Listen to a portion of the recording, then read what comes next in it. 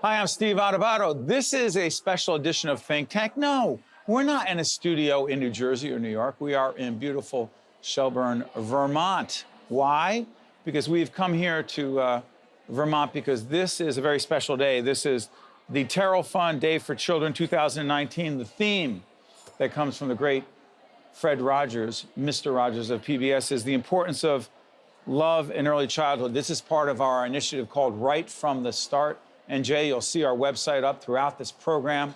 We're in Vermont because all the research tells us that Vermont's doing some really important things when it comes to early childhood, when it comes to childcare issues, when it comes to early childhood development. So Think Tank is all about important issues that affect you, our neighbors, as Mr. Rogers would say. And so we're joined by a very distinguished panel on Think Tank to talk about all these issues. It is my pleasure to introduce them. First, Atiya Weiss is the executive director of the Burke Foundation.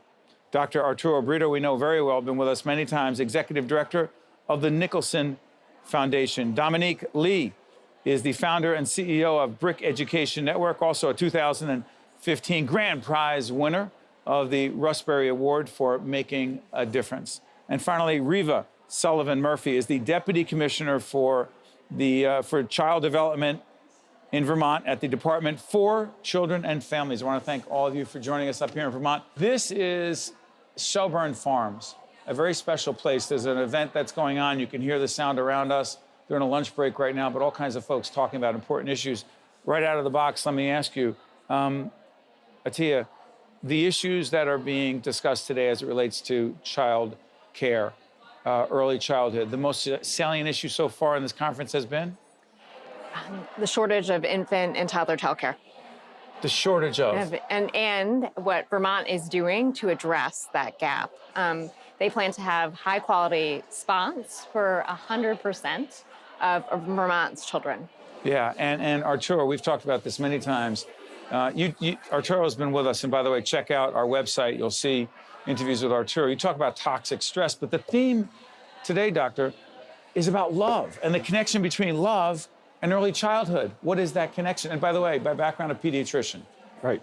Talk to us. Pediatrician, and I'm proud of my scientific background, and I find it fascinating how the intersection between love and science, and it's all proving that those first few years of life are critical, and what every single child needs is to be loved, to be read to be talked to, but in a very loving way, and to feel safe in their environment. And I just think it's fascinating after all these years. What Fred Rogers said, this is really about 1968, right? And how important love is. The science is proving it. You know, we need to hold our children, our infants, toddlers, make them feel secure, talk to them, teach them, sing to them, and the rest of their lives, they will have that foundation to build on, and they're more likely to become healthier, productive adults. Well said, doctor, but here's the interesting thing, Dominique. You deal with these children every day. Your work is around these children. So no one disagrees that love is a key, that caring for our infants and toddlers is critically important to their development. What are some of the barriers or factors that get in the way of that?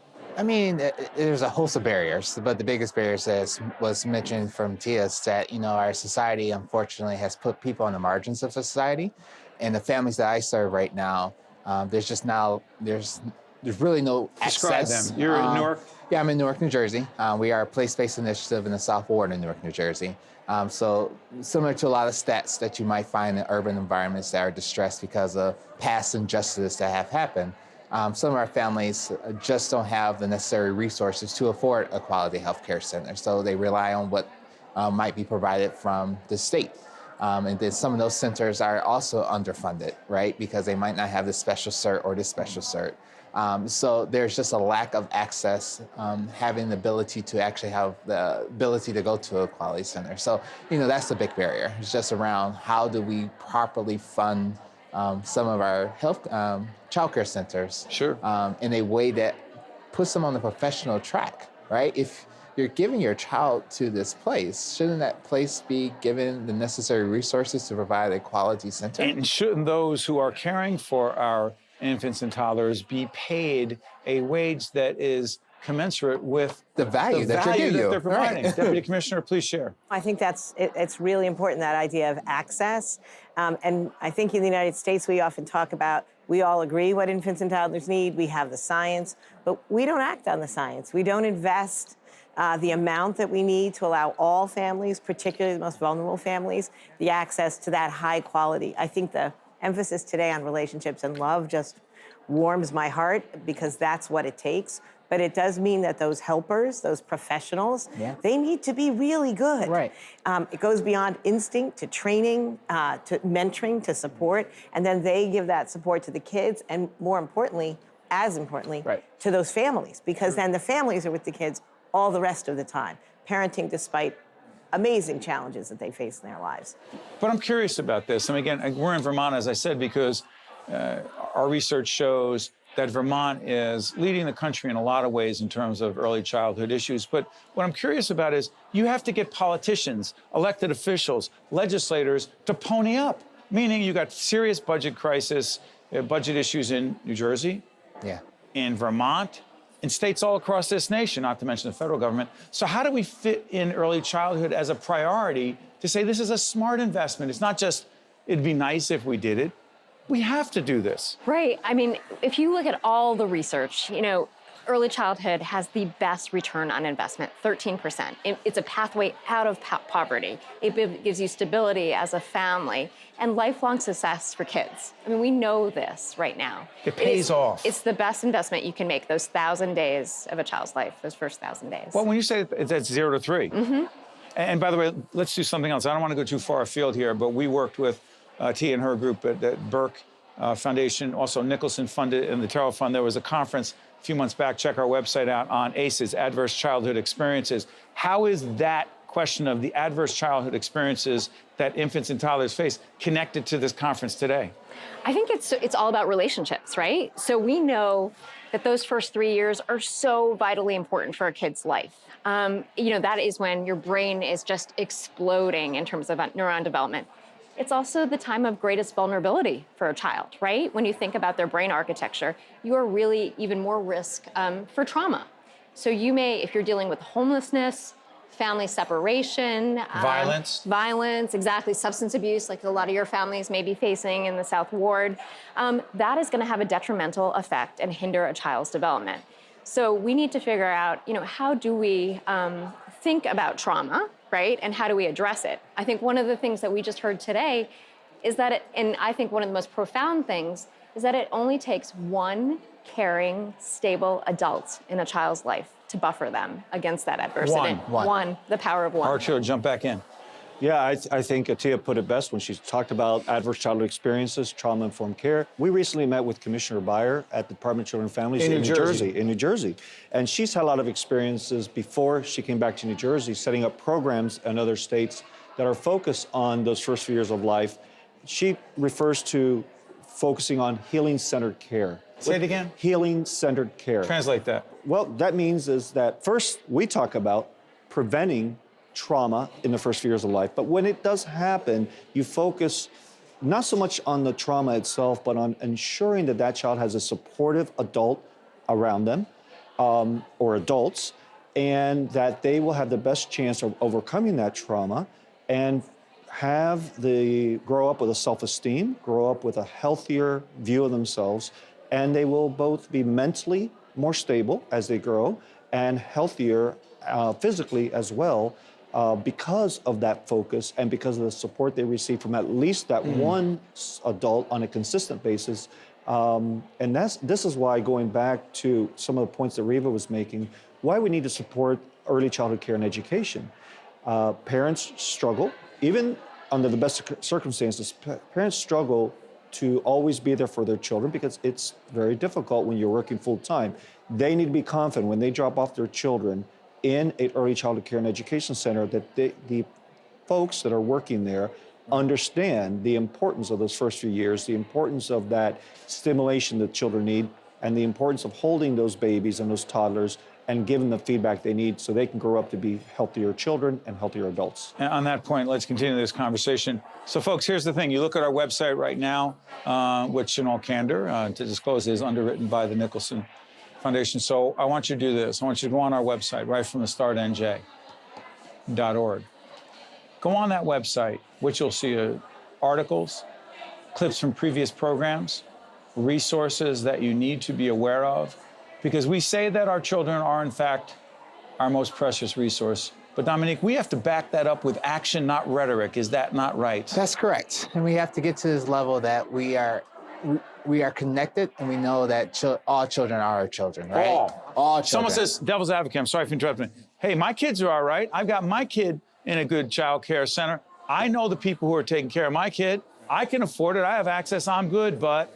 There's a level of empathy you have to have for everyone that you're connected with as a community, right? Which is what Mr. Rogers said as well. That's correct. I mean, until we get over this notion that we are separate and that we are together, we are never going to get to that point. You mentioned earlier, like, how do we get the politicians to get on board with this? Because it's not a universal issue yet. Everyone is not feeling the same effects of when it comes to this, right? So as we continue to march towards this line of equity, right? It's getting to that point of getting over this point that the other is not the other. The other. Yeah, it's we are together, not the other, right? Because right now we have this sense of fear of the other. Like, you're not like me, so I don't like you. Or you do something different than what I grew up with, and that's not for me, what about right? that person's infant and toddler? Are they really other? Is an infant and toddler really an other? You can't isolate race and socioeconomics from this issue, right? If we continue to isolate that out of this issue, we will never get to that point where we're going to have equality, because that is at the root of as many issues in America, right? We can't do universal early childhood centers because guess what? That affects people who don't look like me, who don't come from the same neighborhood as me, right? So until we get to that point of addressing some of the root causes of why, because on the face of it, it's children, right? We all would agree with children. There's no controversy right? there. There's no controversy, right? But what happens when it's a child that is the mother who might be black, might be in South Ward of Newark, might be someone who's come to this country from another country, right? Deal with immigration when it comes to early childhood. Yeah, right. Deal with what we see going on the border, right? So we have to address the underlying issues that prevent us from actually saying these are children and made in the image of God. Our children. Our children. Let's invest in our children. But the question is, what is our children? That's right. So let's do this. By the way, we're going to go to a quick break right now and get the Deputy Commissioner back in. And by the way, we are honored to be in your home state. Oh, thank I got to tell you, you're so nice to folks in New Jersey and everywhere else. We like folks from New Jersey. And by the way, you're all invited to move here if you'd like. Oh, no, hold on. We'll have to speak to Governor Murphy. Governor Murphy's not going to like that you said that. I know, that's okay. By the way, I just want to give a locator again. We are at the Coach Barn at Shelburne Farms, Shelburne, Vermont. This is the Turrell Fund Day for Children, the importance of love in early childhood. It comes from Fred Rogers. We're talking about Fred Rogers because this is an incredible documentary, Won't You Be My Neighbor? You're coming back in this conversation, Reva. This is Think Tank, but remember, we bring you the information, but in the end, I always say this. You got to think for yourself. We'll be right back. To watch more Think Tank with Steve Adubato, find us online and follow us on social media. Welcome back to Think Tank. I'm Steve Adubato, coming to you from beautiful Vermont.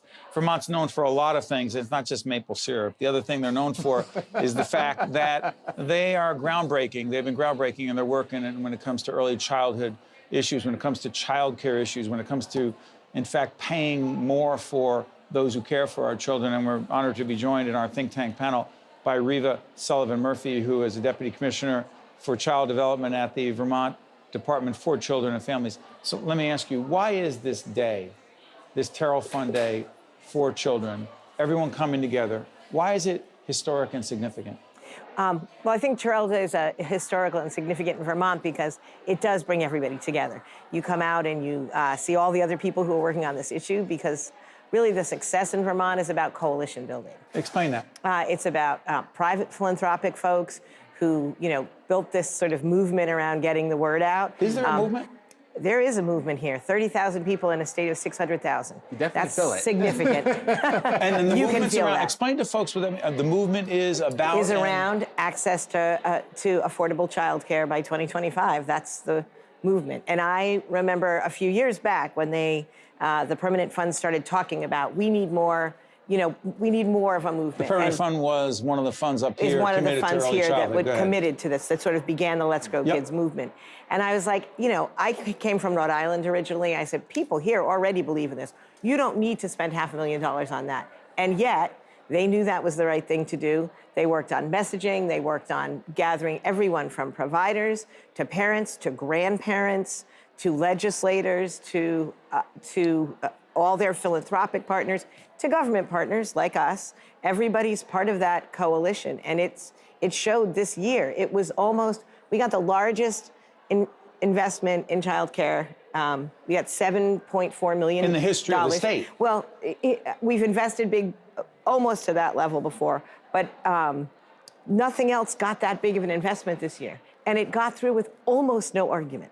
So I was going to say bipartisan. In your state, it's tripartisan. Yes, there are three. Tripartisan. That's just right. tell folks, by way of background, because we're Jersey, we only have two. Yeah, they just fight with each other. We have a very small group of Republicans in our legislature, to be truthful. We have a number of Democrats, but we have a significant progressive party. And our governor is a Republican. So he kicked it off in January, announcing in his budget a new $7 million investment supporting his goals towards early childhood. At the same time, Let's Go Kids was building a coalition. Let's Go Kids is the consortium that has been pushing this. Of private funders. Allie Richards, who is the CEO there, we actually did an interview with her up here as well. I'm sorry, go ahead. Phenomenal.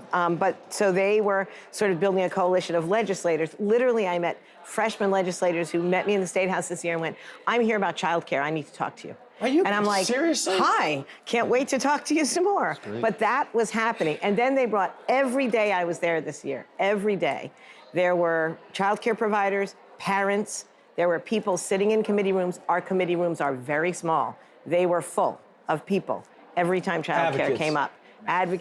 Families and providers and advocates, like everyone was there. So I'm curious about this. We keep saying that Vermont is in some ways a national model. But so now I want to nationalize this conversation. So Vermont puts in a certain amount of money, and I know the federal government put in some money. I don't know if it was a match or not, but there was some. You already shook your head, no, I got it. But here's the thing, I'm curious. With the tone and tenor of the political discourse in our nation's capital, where does the conversation on childcare, caring for infants and toddlers, where does it fit into our nation's capital's conversation, the conversation in our nation's capital about the issues that matter? What does it sound like? Am I missing it? Yeah, I mean, there's a lot of fragmentation going on, right, between national government, state governments. I think that's why what we're seeing in Vermont is so exciting. You're taking it on at the state level to make a difference on this. I think it could go an incredibly long way if we started talking about paid family leave at the national level. So, explain to folks, what does that have to do with early childhood issues, childcare issues? Yeah, so there's, a shortage of infant and toddler childcare. Now, if moms and caregivers were allowed to stay home with their kids from 12 weeks to 6 months, that can make a big difference. And also, it gets back to that whole conversation around love and attachment, right? Connecting the child with its primary caregiver. So, and Doctor, jump in, I'll come back to you, Dominique. We're not here to talk politics, but we are here to talk policy. Right. Federal government, policy as it relates to the issues we're talking about here in Vermont. Childcare, priority? Steve, this is a nonpartisan issue. Regardless of where you stand, I think what people Democrats, understand, Republicans, it doesn't progressives, matter. conservatives, nothing to do with it. The word that Reva used, the buzzword, is this is the best investment this country can make for the country. This investment in early childhood will yield healthier, happier children who become healthier, happier adults who are more productive in society.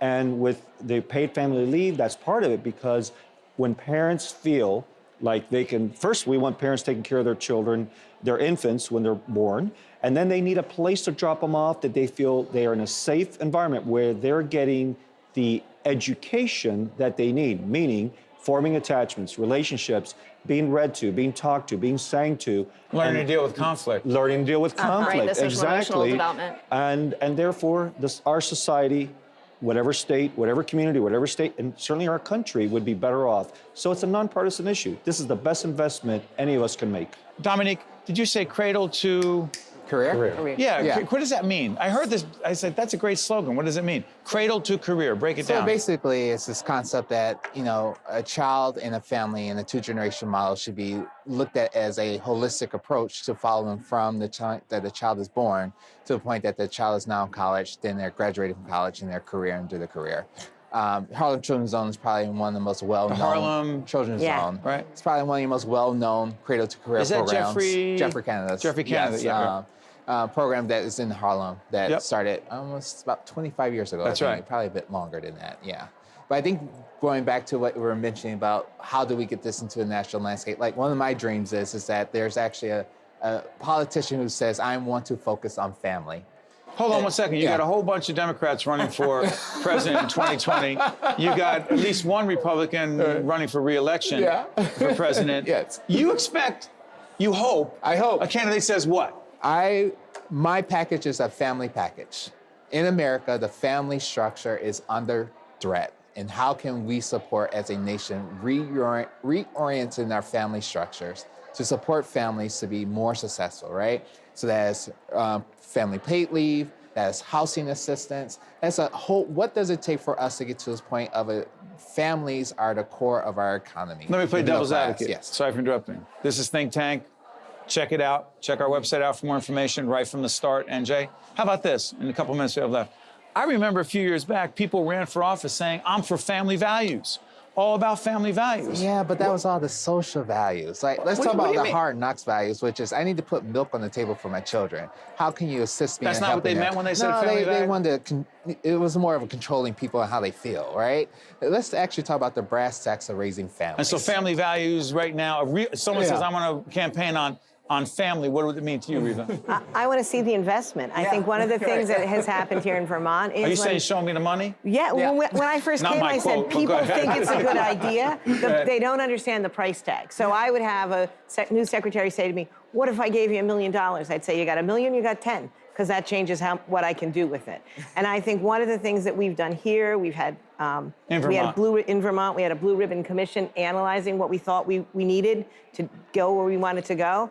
And they've started to, the $7 million is a down payment.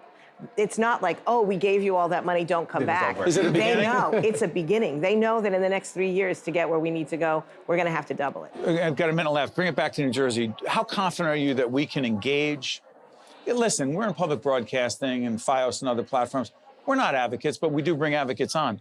To what degree do you believe that public officials in New Jersey, from the governor on down, ready for this conversation, ready to do what Dominique just described? I think there's an appetite for it, Steve. I do feel like there's an opportunity for conversation to happen right now. And I also think, Governor Murphy has talked a lot about how do we keep millennials in New Jersey, right? Mm-hmm. Family is a big part of that. Yep. Can we have affordable childcare, right? Can we think about compensating those teachers to what they deserve? 86% of early childhood teachers make less than $15 an hour. What? Yeah. There's Less. six times less investment part of the price in tag. 0 to 3 than there is And in they get it for elementary free. education. Final words, got a few seconds left. Final word, I want people to think of every time they see a child, every child is special, every child is unique, and every child deserves the best possible start in life. Even if that's not my kid. Especially if it's not your kid, because you're going to take care of your children, but you should also be taking care of other children through programs like this. Well said, Doctor. So, folks, this has been a very special edition. The first time that Think Tank has gone on location when I could not think of a better place to be other than here in Vermont, talking about our Right From the Start NJ initiative, talking about the connection between love and early childhood development, talking to a distinguished panel like this. So I want to thank all of you. I want to thank the Turrell Fund. I want to thank Nicholson, the Burke Foundation, and all of you for being with us. Invite us back to Vermont, okay? Always. Okay, and listen, this has been Think Tank. I'm Steve Adubato, and we thank you for joining us, but make sure in the end, we can talk about childcare and child development all we want, but in the end, you have to think about it. But more importantly, in this case, do something. Catch you next time. Hi, I'm Cecilia Zalkin. It costs much more to care for an infant than for an older child, and many New Jersey child care centers don't have the funding they need. Because of this, many children in New Jersey don't have their basic needs met. Right from the start, NJ is dedicated to supporting this vulnerable population, children from birth to age 3. We know that the early years are the most critical, and we believe that every child deserves a bright beginning and a healthy future. Also brought to you by the Robert Wood Johnson Foundation and by the Community Food Bank of New Jersey. Find out how you can help.